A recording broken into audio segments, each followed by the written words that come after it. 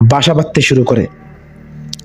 ইসলাম আমাদেরকে চমৎকার জীবন ব্যবস্থা প্রদান করেছে। তার মধ্যে অন্যতম একটি হচ্ছে যে যে সাক্ষাৎকারীকে তার অজর পেশ করার অধিকার দেওয়া হয়েছে, আর অন্যদিকে যিনি সাক্ষাৎ করতে যাবেন তাকে অজর পেশ করলে সে যেন অজরটাকে কবুল করে নেয়, মেনে নেয়, সেদিকের প্রতিও ইসলাম দৃষ্টি দিয়েছে। কেননা কোরআন বলে ওয়াইন কিলা লাকুম ইরজিউ ফারজিউহু আসকা লাকুম, যদি তোমাদেরকে বলা হয় ফিরে যাও তবে তোমরা ফিরে যাবে।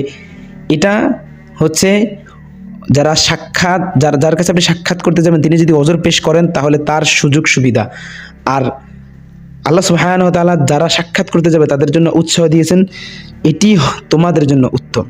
এজন্য আমরা কোনো মানুষের কাছে সাক্ষাৎ করতে গেলে অবশ্যই তাকে পূর্বে অভিহিত করব, তাকে জানাবো যে আমি আপনার সঙ্গে সাক্ষাৎ করতে চাই অমুক সময় আপনার বাসায়। কাউকে না জানিয়ে কারো